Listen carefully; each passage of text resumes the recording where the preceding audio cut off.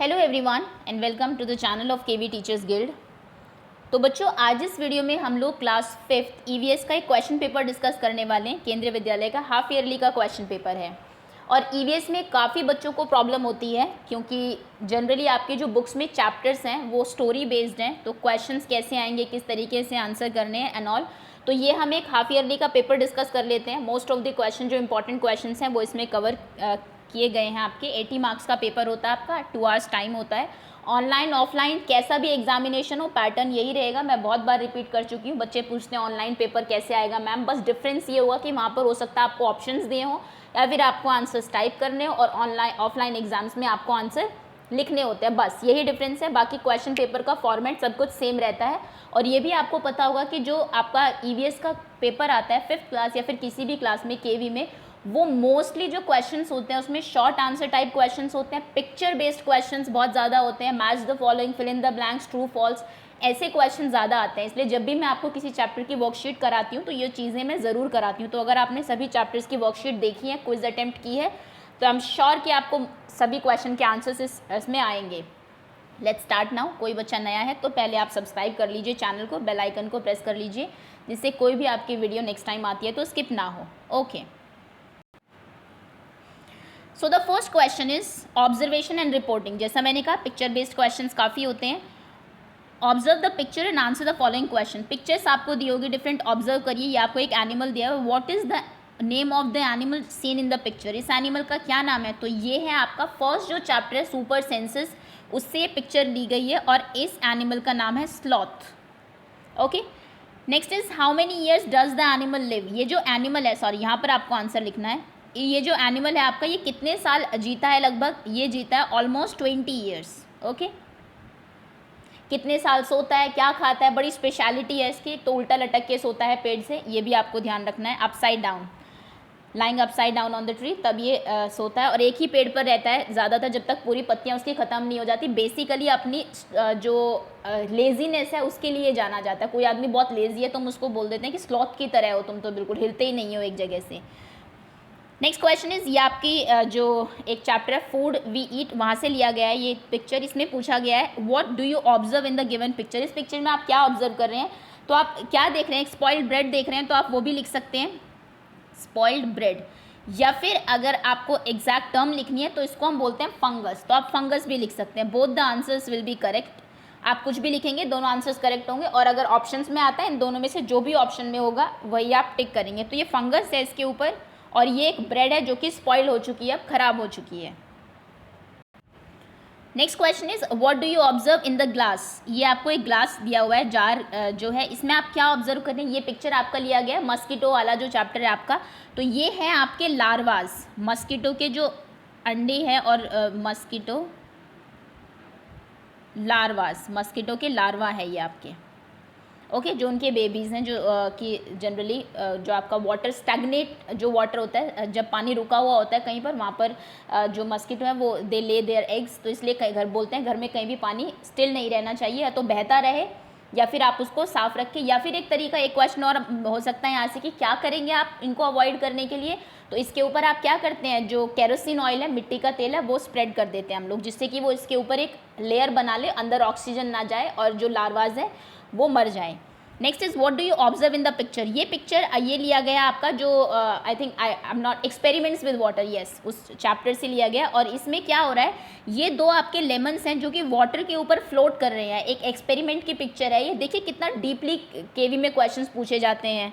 आपको एक एक पिक्चर, यानी कि अच्छे से जो एनसीईआरटी की बुक्स हैं उसकी एक एक चीज़ बहुत ध्यान से आपको पढ़नी है। ये एक एक्सपेरिमेंट है जहाँ पर आप नॉर्मल वाटर में पहले दो आपके लेमन को वो करते हैं, डालते हैं, तो वो डूब जाते हैं। उसके बाद आप पानी में सॉल्ट मिलाते हैं तो वो फ्लोट करते हैं। तो आप लिखेंगे ये क्या है, these are floating lemons, lemon float कर रहे हैं on salty water.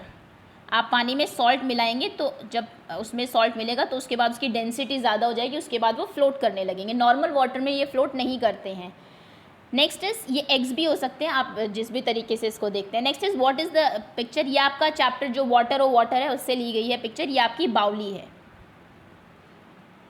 Okay, next is how do people get water from air. तो बाउली में जो होते हैं there are step wells, steps होते हैं उनसे वो लोग नीचे उतरते हैं, आप देख भी रहे होंगे सीढ़ियाँ होती है बेसिकली, उससे नीचे आते हैं और ऊपर जाते हैं, तो स्टेप वेल होते हैं, इनमें स्टेप्स होते हैं बहुत सारे, स्टेप्स के थ्रू पीपल नीचे जाएंगे and they will go up by after fetching the water. तो इस तरीके से लोग इनसे पानी निकालते हैं। Next question is what is man doing in the picture. ये आपको एक पिक्चर दी है, इसमें ये जो मैन है ये क्या कर रहा है, तो he is climbing the mountain, climbing mountain. ये पिक्चर ज़रूर आपकी जो माउंटेनरिंग के बारे में MIN जो चैप्टर है आपका उससे लिया गया होगा। Next is what is given to the patient in the picture.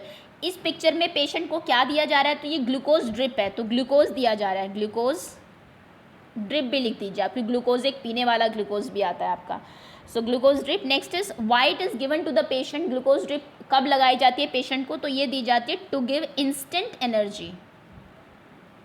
जब आप लो फील कर रहे हैं, इंस्टेंट एनर्जी की ज़रूरत है आपको, तब आपको ग्लूकोज ड्रिप लगाई जाती है। ओके, सो ये इस क्वेश्चन का आंसर है। Next is answer the following question, look at the water bill and answer the following question. Actually ये जो पिक्चर है ये बहुत क्लियर इसमें नहीं दिख रही है, that is why I am not going to discuss this question.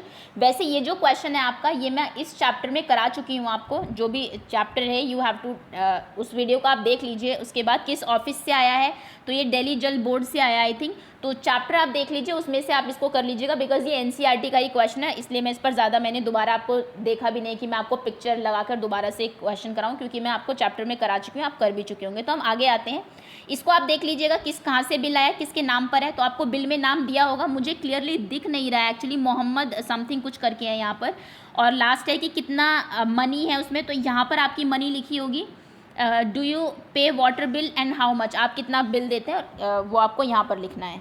Next is what do you observe in the given picture. आपको ये पिक्चर है, ये आपकी एक्सपेरिमेंट्स विद वाटर की ही पिक्चर है। Again what is the name of the sea, और उस चैप्टर में आपको बॉक्स के अंदर मैंने कहा था ये इन्फॉर्मेशन इंपॉर्टेंट है, क्वेश्चन यहाँ से ज़रूर बनता है। सी का नाम बताइए, किस सी में ऐसा हो रहा है कि आदमी फ्लोट कर रहा है, वो तैरने की कोशिश भी नहीं कर रहा, बस लेटा हुआ है और देखिए पानी में अपने आप तैर रहा है, तो ऐसा होता है डेड सी में।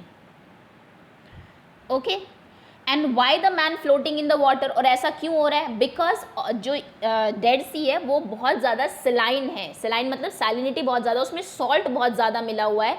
आई थिंक कुछ इस तरीके से 330 ग्राम सॉल्ट अगर आप 1 लीटर पानी में डालें तो जितनी सैलिनिटी तब बनेगी उतनी जो ये है सॉल्टी वाटर है आपके डेड सी का, तो इसीलिए डेंसिटी बहुत, पानी जो है बहुत ज़्यादा थिक हो जाता है, बहुत भारी हो जाता है, दैट इज़ वाई कुछ भी उसमें सिंक नहीं करता, डूबता नहीं है। तो why the man is floating, because of high salinity of water, आप ये लिख दीजिए, या फिर जो भी आपकी टीचर ने आपको आंसर लिखाया होगा आप वो भी लिख सकते हैं, because there is a lot of salt in the water, ये भी लिख सकते हैं, दैट डजेंट मैटर, आपको बस पता होना चाहिए कि करेक्ट आंसर क्या है।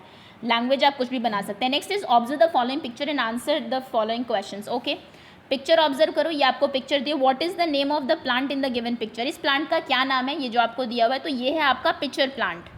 2 प्लांट्स के बारे में आपको बताया हुआ आपकी बुक में जो कि इंसेक्ट खाते हैं, one is pitcher plant and the other one is Venus fly trap. Okay, इसको भी आप याद रखना, वीनस फ्लाई ट्रैप, ये दोनों ही ऐसे आपके प्लांट्स हैं जो कि इंसेक्ट्स को खाते हैं। नेक्स्ट इज, अच्छा इसके बारे में और भी क्वेश्चन है। नेक्स्ट क्वेश्चन है आपका, where do you find this plant in India, India में आपको ये प्लांट कहाँ मिलता है, तो ये मिलता है मेघालय में, सिर्फ वहीं पर मिलता है, अदरवाइज ये प्लांट आपको इंडोनेशिया में दूसरी कंट्रीज़ में मिलेगा। Next is what is the scientific name of the plant, ये अच्छा क्वेश्चन है, NCERT से नहीं है बट मैं आपको बता देती हूँ, इसको हम बोलते हैं नेपेंथीज, NE, और आप याद रखेंगे इसको NEPENTHESE। जब मैं आपकी क्विज़ बनाऊंगी, एक रिविजनल क्विज़ बना दूंगी, एक आपकी जो ऑनलाइन एग्जाम्स जिनके हो रहे हैं हाफ ईयरली के लिए, तो उसमें ये क्वेश्चन मैं पूछ सकती हूँ, तो नाम याद रखेंगे आप कि जो पिक्चर प्लांट है उसका साइंटिफिक नेम नेपेंथीस है। Next is what does this plant eat, ये प्लांट क्या खाता है, तो ये प्लांट खाता है इंसेक्ट्स को, कीड़े जो होते हैं उनको। Observe the picture and right how many hours the following animal sleep, तो ये आपको एक सर्कल दिया हुआ है, सर्कल को 12 पार्ट्स में डिवाइड किया गया, आप काउंट कर लीजिए 1 2 3 4 5 6 7 8 9 10 11 12, दिन में 24 घंटे होते हैं, इसको 12 पार्ट्स में डिवाइड किया गया है, तो यानी कि एक पार्ट 2 आवर्स शो कर रहा है, ये ध्यान रखना आप लोग। ओके, तो सबसे पहले आपकी काऊ है, काऊ कितने आवर्स सोती है, तो 2 + 2, क्योंकि 2 ब्लॉक्स आपके शेड किए हुए हैं, दैट मीन्स 4 आवर्स। नेक्स्ट है पाइथन, पाइथन के लिए देखिए 1 2 3 4 5 6 7 8 9 ब्लॉक शेड किए हुए, 9 2 = 18 आवर्स, और 18 आवर्स क्यों हुआ, 9 क्यों नहीं हुआ, रीज़न मैं बता चुकी हूँ, बिकॉज इसने 12 ब्लॉक्स बनाए हैं और दिन में 24 आवर्स होते हैं, यानी कि एक ब्लॉक 2 आवर्स को शो कर रहा है, ये ध्यान रखना आप लोग। नेक्स्ट इज जिराफ, जिराफ में सिर्फ एक ही ब्लॉक शेड है, दैट मीन्स ये सिर्फ 2 घंटे से होता है, 2 hours. Next is cat, 1 2 3 4 okay नहीं, यस 5 एंड 6, 6 2 आर 12, यानी कि 12 आवर्स, दिन में आधा दिन कैट जो है वो सोती है। इस तरीके से भी क्वेश्चन आ सकता है, यहाँ पर तो खैर आपको ये दिया हुआ है, वैसे डायरेक्ट भी क्वेश्चन पूछा जा सकता है आपके इससे कि पाइथन कितने घंटे सोता है, तो ये वैसे भी पता होना चाहिए आपको, सबसे कम जिराफ सोता है आपका। Okay, next question is look carefully at the map of Golconda and answer the following question. Again इस जो ये क्वेश्चन पेपर है आपका, I have tried my best, लेकिन इसमें पिक्चर्स बहुत ज़्यादा क्लियर नहीं आई हैं, that is why I am not able to, मुझे इसमें कुछ भी नहीं दिख रहा है, मुझे दोबारा से एनसीईआरटी पे जाकर तो पिक्चर्स दोबारा लेनी पड़ेगी, उसमें थोड़ा टाइम लग जाएगा और वीडियो बहुत लेंदी हो जाएगी, प्लस मैं ये क्वेश्चन आपको पहले करा चुकी हूँ। तो जो ये आपका चैप्टर है ना वॉल टेल स्टोरीज, अगर किसी बच्चे को इस क्वेश्चन में डाउट है तो आप वॉल टेल स्टोरीज़ की जो आपकी 2 वीडियोज़ हैं, एक आपकी एनसीईआरटी की रीडिंग की होगी जहाँ पर मैंने आपको समझाया है, सेकंड आपकी वर्कशीट होगी, आप उन दोनों को देख लीजिए, वहाँ से आपको एक कॉन्सेप्ट क्लियर हो जाएगा कि मैप में लेफ्ट साइड क्या है, इसकी डायरेक्शन कौन सी है। तो ये आपको नीचे क्वेश्चन पूछे हुए हैं कि अगर आप पीप कर रहे हैं बाउली दरवाज़ा से तो कटोरा हॉज किस तरफ होगा, तो मुझे इसमें बाउली दरवाज़ा एक्चुअली एग्जैक्ट दिख नहीं रहा है, आप प्लीज़ इस क्वेश्चन को खुद कर लीजिएगा। ओके, मैं आगे आ जाती हूँ आप इसमें से। नेक्स्ट आइडेंटिफिकेशन एंड क्लासिफिकेशन के क्वेश्चन है, what are endangered animal. Endangered animal क्या होते हैं, endangered animal are those animals who are in danger, जिनकी स्पीशीज़ जो है वो डेंजर में है। वैसे तो सिंपल डेफिनेशन है, डेंजर में क्या मतलब है, डेंजर में का मतलब है कि वो बहुत कम हो गए हैं और लोग उनको किसी भी रीज़न से, जैसे कि अगर हम बात करें स्पैरो की, तो स्पैरो भी एंडेंजर्ड स्पीशीज़ है, आपकी जो बुलबुल होती है चिड़िया जो है, क्योंकि बहुत सारी चीज़ें एनवायरनमेंट में जो चेंजेस हो रहे हैं उसको अफेक्ट कर रहे हैं, जैसे कि मैं कहूँ मोबाइल टावर्स जो हैं आपके, इनकी जो रेंज है इसकी वजह से वो मर रही है, और सेकंड हंटिंग होती है बहुत सारे एनिमल्स की उसकी वजह से, या फिर पोल्यूशन की वजह से कुछ ऐसा खा लेती हैं वो, तो ये, और बहुत ज़्यादा गर्मी हो गई है, पानी नहीं मिलता, जो भी रीज़न है जिस भी वजह से कोई एक स्पीशीज़ ख़त्म होती जा रही है, बहुत कम हो गई, उनको हम लोग एंडेंजर्ड स्पीशीज़ बोलते हैं। ओके, और जो ख़त्म ही हो गई है, बिल्कुल है ही नहीं, उसको हम बोलते हैं एक्सटिंक्ट। एक्सटिंक्ट हो जाना मतलब ख़त्म हो जाना। तो दोनों का डेफिनेशन आपको पता होना चाहिए, एंडेंजर जो डेंजर में ख़त्म होने की कगार पर है, और एक्सटिंक्ट स्पीशीज़ यानी कि जो ख़त्म हो चुके हैं, जैसे मैं कहूँ डायनासोर्स आपके एक्सटिंक्ट स्पीशीज़ हैं।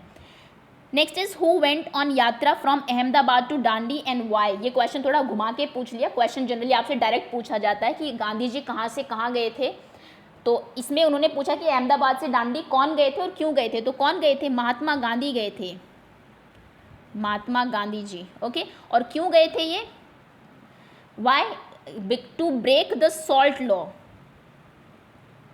ये भी मैंने कहा था कि इसमें भी एक क्वेश्चन आपसे ज़रूर पूछा जाएगा, जो ब्लॉक आपको दिया हुआ है उस चैप्टर में, वहाँ पे आपको ये भी बताया सॉल्ट कैसे बनता है, प्लस गांधी जी की दांडी यात्रा के बारे में काफ़ी सारी चीज़ें दी हुई है। सॉल्ट लॉ क्या था, अंग्रेज़ ये कहते थे कि कोई भी आदमी नमक अपने आप नहीं बना सकता, सिर्फ सरकार बनाएगी। तो गांधी जी ने कहा इतना समुद्र है, इतना हमारे पास सी है, पूरे सी में नमक घुला हुआ है, और जो चीज़ फ्री दी हुई है नेचर ने, अब कल को तुम कहो कि तुम सांस नहीं लोगे हवा में, सरकार के कहने पे लोगे, तो ये तो पॉसिबल नहीं है, पानी नहीं पियोगे, तो जो चीज़ नेचर ने दी है उसके ऊपर तुम लॉ नहीं बना सकते हो। तो इसलिए वो दांडी गए थे, अहमदाबाद से दांडी पैदल गए थे, बहुत सारे लोग उनके साथ थे, उन्होंने वहाँ पर जाकर नमक बनाया था खुद। नमक कैसे बनता है ये भी आपको बताया हुआ है। आप थोड़ा सा पानी लीजिए, जो समुद्र का पानी है उसमें ऑलरेडी सॉल्ट घुला होता है, उसको एक गड्ढा खोदिए ज़मीन में, उसमें भर दीजिए, सूरज की किरणें उस पर पड़ेगी, थोड़ी देर बाद वो गर्म होगा, पानी इवेपोरेट हो जाएगा और नीचे नमक बच जाएगा आपका। Okay, next question is what is digestion. Digestion क्या होता है, तो डाइजेशन एक प्रोसेस है turning food into nutrients to get energy. ये एग्जैक्ट डेफिनेशन मैंने आपको बता दी, बाकी आप अगर कोई इजी डेफिनेशन आपको पता वो भी लिख सकते हैं। ईवीएस में कुछ ऐसा नहीं है कि ये फिक्स ही है, कुछ क्वेश्चन जो आपके शॉर्ट होते हैं डेफिनेशन वगैरह आप अपनी तरफ से चेंज कर सकते हैं। सो टर्निंग फूड इनटू न्यूट्रिएंट्स, खाने को न्यूट्रिएंट्स में चेंज करना, न्यूट्रिएंट्स, और क्यों चेंज करना, टू गेट एनर्जी, ताकि हमें क्या मिले, एनर्जी मिले, उस प्रोसेस को हम लोग डाइजेशन बोलते हैं। Okay, next is what are the different ways of preserving food. खाने को प्रिजर्व करने के अलग अलग तरीके क्या हो सकते हैं, कुछ मैं बता देती हूँ, कुछ आपको भी पता होंगे। तो क्या हो सकता है, बॉइलिंग हो सकता है, आप दूध को बॉईल करके रखते हो, फ्रीजिंग हो सकता है, फ्रीजर में आप रखते हो बहुत सारी चीज़ों को, देन ड्राइंग हो सकता है, सुखा के कई चीज़ों को रखते हैं हम लोग, एंड और क्या हो सकता है और ये तो आपकी एनसीईआरटी में दिए हैं बच्चों के लिए, अगर कहा जाए तो आपके लिए इतना काफ़ी है। वैसे केमिकल्स भी आप ऐड कर सकते हैं, फर्मेंटेशन भी हो सकता है, तो बहुत सारे प्रोसेस हैं, जितने आपको आते हो वो आप लिख दीजिए, लेकिन ये 3 तो आपको डेफिनेटली पता होनी चाहिए, drying, freezing and boiling. Next is okay question, एक यहाँ पर क्वेश्चन स्किप हो गया। What are different ways of preserving food, this we have done, okay ये इसी के लिए स्पेस है, sorry. Next is who are poachers, poachers कौन है, ये आपका स्नेक वाले चैप्टर, स्नेक चार्मर वाले चैप्टर से क्वेश्चन है। तो पोचर्स होते हैं the hunters, people who hunt animals, जो एनिमल्स को हंट करते हैं, उनका शिकार करते हैं। सॉरी यहाँ पर आप लिखेंगे people who hunt animals, okay, उनको हम लोग पोचर्स बोलते हैं।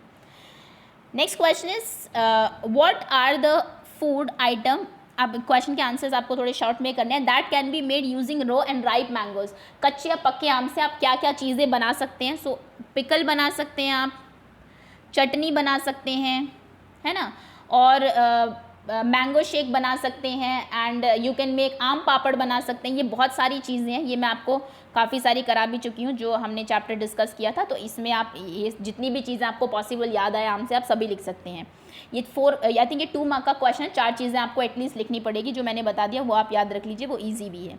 Next is what are the conditions a seed need to germinate, ये आपका एक एक्सपेरिमेंट हुआ था जहाँ पर आपने 3 ग्लासेस लिए थे, आधे आधे पानी से भरे थे, एक में अंदर सीड था, एक में बाहर था, और एक में आधा पानी के अंदर और आधा बाहर था। तो हमने देखा था ये वाला सीड सिर्फ जर्मिनेट हुआ था। तो यानी कि सीड को जर्मिनेशन के लिए क्या क्या चाहिए, एक तो एयर चाहिए and the other is water, दोनों चीज़ें अगर उसको मिल रही है सीड को तो वो जर्मिनेट होगा, खाली हवा में भी नहीं होगा, खाली पानी में भी नहीं होगा। So both are needed, air and water. Next is what is dispersal of seed, seed का डिस्पर्स होना क्या है और कौन कौन से वेज है जिनसे सीड डिस्पर्स होता है। तो dispersal of seed means spreading seed at different places, spread of seeds at distant places लिख दीजिए। जब दूर दूर तक सीड जो है वो फैल जाते हैं तो उसको हम लोग डिस्पर्सल बोलते हैं सीड्स का। यहाँ पर एक कोई पेड़, आपने आम खाया और उसका वो आम का पेड़ यहाँ पे, और उसका जो दूसरा जो उसके सीड से जो पेड़ उगा वो कहीं और पर उग गया, तो यानी कि उसका सीड डिस्पर्स हो गया, फैल गया। और कौन कौन से तरीके हैं डिस्पर्सल के, एक तो एयर हो सकता है, बहुत सारे सीड्स जो बहुत हल्के होते हैं, जैसे हम लोगों ने डैंडेलियन देखा था, वो उड़ जाता है, उड़ते रहते हैं आसमान में और कहीं पे भी जाके चिपक जाते हैं, वहाँ पर उसका पेड़ उग जाता है। सो और वाटर हो सकता है, कोकोनट ट्री है कोई पानी के पास में, उसका जो फ्रूट है वो उसमें गिरेगा, पानी में बह के कहीं और चला जाएगा, और वहाँ पर जहाँ पर वो रुकेगा जाकर वहाँ पर आपका कोकोनट ट्री उग जाएगा। एनिमल्स हो सकते हैं, चिड़िया वगैरह कई बार ले जाते हैं, कई जो आपके सीड्स हैं उनमें हुक होते हैं जो कि चिपक जाते हैं स्किन से एनिमल के और कहीं दूर चले जाते हैं, फर से चिपक जाते हैं। ह्यूमन भी हो सकते हैं, हम लोगों ने जो कोई भी आपने मैंगो लिया, पेड़ से तोड़ा, उसको खाया और उसका जो सीड है वो कहीं पर और पर फेंक दिया। तो ये 4 आप लिख दीजिए, ये चारों एयर, वाटर, एनिमल एंड आपके ह्यूमन जो है, ये हमारे डिफरेंट वेज हैं डिस्पर्सल के, अलग अलग जो लोग हैं जो डिस्पर्स करते हैं सीड्स को। Next is how many sense organ are there and what are there. I think ये बहुत आसान क्वेश्चन हो गया 5th क्लास के लिए, इसका आंसर आप मुझे कमेंट सेक्शन में देंगे। ये 2nd क्लास बच्चों को मैं कराती हूँ कि सेंस ऑर्गन्स कौन से हैं, हमारे 5 सेंस ऑर्गन्स होते हैं और क्या सेंसेज है, sense of hearing, sense of taste, sense of smell, ये सभी सेंस ऑफ जो आपका टच होता है, ये आप मुझे कॉमेंट सेक्शन में खुद बताएंगे। Next is what kind of tools are needed for climbing mountain, mountain climb करने के लिए क्या क्या टूल्स चाहिए, कुछ मैं बता देती हूँ जो आपकी बुक में मेंशन है, वैसे बहुत सारे हो सकते हैं। एक तो रोप आपको बताइए, रस्सी ज़रूर चाहिए, स्लिंग ज़रूर चाहिए, एंड हेलमेट चाहिए आपको ताकि चोट ना लगे कहीं पर अगर बाई चांस आप फिसल जाते हैं। नेक्स्ट आपको आइस एक्स चाहिए ताकि आइस में उसको आप फिक्स करके ऊपर चढ़ सकें। नेक्स्ट आपको पुले चाहिए, ओके कोई रिवर अगर है उसको क्रॉस करने के लिए, एंड कॉर्ड चाहिए, और भी बहुत सारी चीज़ें हो सकती है, बट इतनी आपको जो सुनी आपकी चैप्टर में जिन्होंने बताई है, संगीता, उन्होंने ये चीज़ बताई है, तो इनको आप ज़रूर प्रिपेयर कर लें। Next question is classify the following substances that will float and that will sink. जो चीज़ें आपकी हल्की होती है और फ्लैट होती है, वो चीज़ें क्या कर, हल्की में भी फ्लैट होना ज़रूरी है। अगर हल्की चीज़ और आप उसको राउंड कर दे बिल्कुल टाइटली, जैसे कि हमने एक आपका फॉइल देखा था, तो अगर फ्लैट करके रखेंगे तो वो फ्लोट करेगा, लेकिन अगर आप उसको बॉल टाइप में बना देते हैं, टाइटली उसको स्क्वीज़ कर देते हैं, तो फिर वो डूब जाता है। तो जो चीज़ लाइट होती है और स्प्रेडेड होती है वो हमारी तैरती है, अदरवाइज डूब जाती है, सिंक कर जाती है। लीफ फ्लोट करेगी, कीज सिंक करेगी क्योंकि काफ़ी भारी होती है। प्लास्टिक की बॉल बहुत हल्की होती है, अंदर से हॉलो होती है, हल्की खाली होती है, तो ये फ्लोट करेगी। कॉइन सिंक करेगा, ऑयल फ्लोट करेगा, वाटर बॉटल, भरी हुई वाटर बॉटल सिंक करेगी। Next is discovery of fact पर आते हैं। Who is the first Indian women to reach at the peak of the mountain. ये आपको पता होगा, इनके बारे में संगीता ने बताया, और इनका नाम है बछेंद्री पाल। ओके, कहाँ की रहने वाली थी, क्या कब इन्होंने माउंटेन क्लाइंब किया, वो सब आपको पता होना चाहिए। मैं बता चुकी हूँ, बहुत ज़्यादा लंबी वीडियो होगी इसलिए ज़्यादा कुछ नहीं बता रही। Next is what are bastions made in the fort wall. Fort की वॉल के ऊपर बैस्टियंस बनाए जाते हैं जो काफ़ी रेज्ड होते हैं ऊपर की तरफ और बाहर की तरफ निकले होते हैं। तो वो क्यों बनाए जाते हैं? फर्स्ट रीज़न है इसका टू सी एट डिस्टेंस। उनके अंदर होल भी होते हैं एक्चुअली, जिससे आप दूर तक देख सकते हो कोई अगर एनिमी आ रहा है आपका, और वैसे तरीके से भी। सेकंड होता है to attack on animal, attack on enemies, sorry animals पे क्यों अटैक करेंगे हम, टू अटैक ऑन एनिमीज। हमने देखा था एनिमीज MIES कि उनमें जो आपकी तोप होती है वो फिक्स हो जाती है, और या फिर गन्स वगैरह जो भी हैं, और उनके जो होल्स हैं उनके बीच में, और फिर हम जो दूर तक अगर एनिमीज जहाँ तक भी आ रहे हैं, दूर से जो आ रहे हैं, ऊपर से उनके ऊपर अटैक कर सकते हैं। Next is what are the colours in national flag. हमारा जो ट्राई कलर तिरंगा है उसमें कौन से 3 कलर है? This is also very easy question, आप मुझे खुद बताएंगे कमेंट सेक्शन में, आपका भी थोड़ा टेस्ट हो जाए आपको कितना आता है। Next is what is the green substance formed around the tap. अब इस क्वेश्चन का एक्चुअली मुझे मीनिंग समझ में नहीं आ रहा है जहाँ तक, क्योंकि कुछ आई थिंक कुछ मिस्टेक है इस क्वेश्चन में। जहाँ तक मैं समझी हूँ, मुझे ये लग रहा है कि ये पूछना चाह रहा है कि जो टैप्स, जो आपका पानी होता है कई बार जो इकट्ठा हो जाता है, वहाँ पर जो हरा हरा दिखाई देता है उसको हम क्या कहते हैं। ऐसा मुझे लगता है कि ये क्वेश्चन ये कह रहा है। अगर कोई बच्चा एग्जैक्ट समझ रहा है इस क्वेश्चन को तो आप भी मुझे बता सकते हैं। वैसे उस हिसाब से अगर मैं इसका आंसर बताऊं तो इसका आंसर है ग्रीन एल्गी, GAEAE। ओके, उसको हम लोग एल्गी बोलते हैं। हरे कलर का उग जाता है जनरली जहाँ पर आपका टैब है उसके आसपास अगर पानी इकट्ठा होता है तो। Okay, next question is why lizard are not seen in winters. Lizard winters में क्यों नहीं दिखाई देते? Because of hibernation. हाइबरनेशन क्या होता है?